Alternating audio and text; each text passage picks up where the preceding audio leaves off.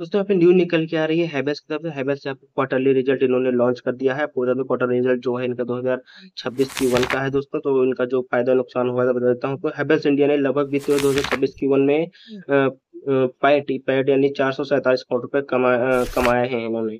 PAT का मतलब है प्रॉफिट आफ्टर टैक्स, मतलब जितना भी इन्होंने कमाया है सबको टैक्स और सबको देने के बाद। मोस्टली एबिटा पे ध्यान मत दिया करो, हमेशा कोई भी कंपनी का रिजल्ट देख रहे हो तो पैट पे ध्यान दिया करो। आफ्टर टैक्स इन्होंने कितना पाया, जो इनके जेब में कितना आया बच के, भैया जो हमारे वहाँ यूज कर सकते हैं ये।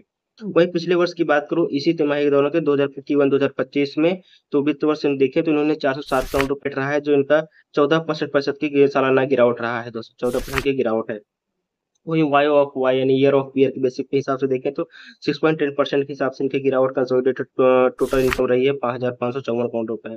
और वहीं पिछले साल क्वार्टरली की बात करूं वाई ऑफ वाई ईयर के हिसाब से, तो इनको जो पिछली बार रहा है 5,883 करोड़ रुपए, मतलब पिछली बार जो इनका रहा है 58 से 83 करोड़ रुपए कमाए थे। इस बार 55 से 54 करोड़ कमाए थे दोस्तों। तो इनका ये इस बार ये माइनस में ही रहे हैं दोस्तों।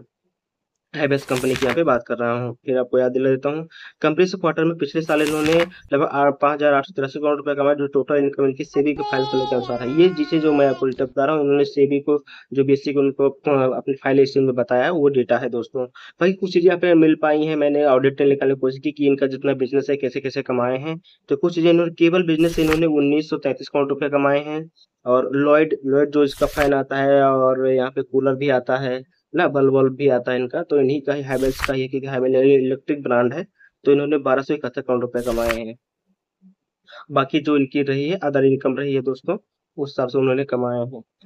तो बता देता हूँ यहाँ पे इस बार आपने देखा भी होगा Q1 2026 में, यानी कि आपने देखा होगा कि इस बार मानसून की गर्मी में बहुत जल्दी आ गया पिछली बार के मुकाबले। अगर गर्मी ज्यादा बढ़ती तो ऐसे है इलेक्ट्रिक कंपनियों का जो एसी टीवी फ्रिज बेचते हैं, एसी और कूलर बेचते हैं, उनका प्रॉफिट बढ़ता है दोस्तों, क्योंकि जितनी ज्यादा गर्मी उतनी ज्यादा सामान बिकेगा इनका।